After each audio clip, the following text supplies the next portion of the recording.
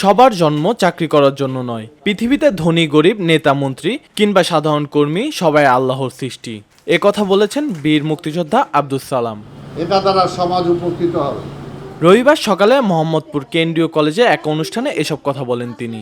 বীর মুক্তিযোদ্ধা আব্দুস সালাম বলেন, আল্লাহ মানুষকে যে দায়িত্ব দিয়েছে সেটার জন্যই তিনি মানুষকে সৃষ্টি করেছে। কেউ মন্ত্রী হবেন, কেউ পরিচ্ছন্নতা কর্মী হবেন, এটা স্বাভাবিক নিয়ম। আল্লাহ কাউকে বানাইছে সে রাজনীতি করবে, কেউ কলেজের প্রিন্সিপাল হবে, কেউ আবার বারবার হবে যে চুল কাটে, কেউ আবার ময়লা আবর্জনা যে পরিষ্কার করে পরিচ্ছন্ন কর্মী হবে। সবারই কিন্তু সমাজে প্রয়োজন আছে। এই প্রয়োজনীয়তাটা যদি আমরা উপলব্ধি না করি ও কারো মূল্য যদি কারোর চেয়ে কম নির্ধারণ করি, তাহলে কিন্তু এই ব্যবস্থাপনা ভেঙে পড়বে।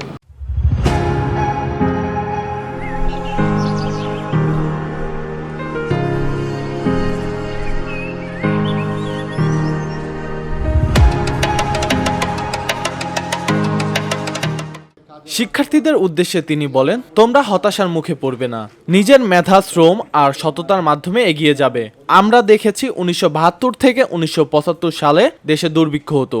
এখন কেন আর সেই দুর্ভিক্ষ হয় না?